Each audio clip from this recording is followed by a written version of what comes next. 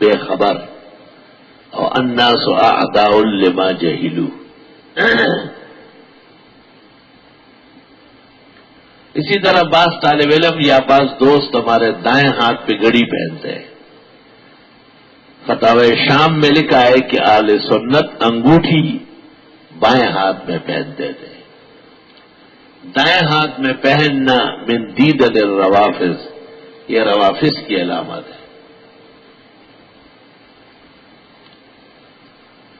اور اس کی وجہ یہ بیان کرتے ہیں کہ وہ روایات ہے اس میں، لیکن ہمیشہ اہل سنت اکابر نے، صحابہ و تابعین نے، اتباع نے، مجتہدوں نے، محدثوں نے بائیں ہاتھ میں انگوٹھی رکھی،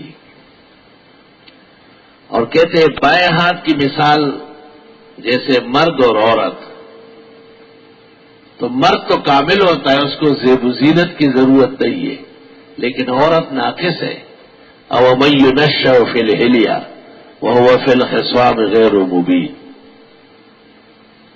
تو خاتون اپنے نقص اور کمزوری کو چھپاتی ہے زیورات سے، لال کپڑوں سے، ٹیس ٹپاس سے۔ مرد کو ضرورت نہیں ہے ان باتوں کی۔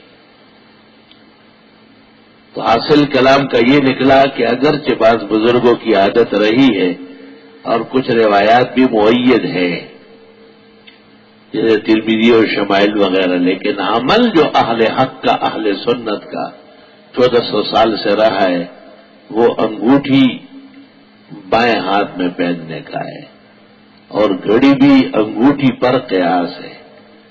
اس لیے بجائے دائیں ہاتھ کے بائیں ہاتھ میں ہونا زیادہ موزون ہے، حدیث اور فقہ کے قریب ہے۔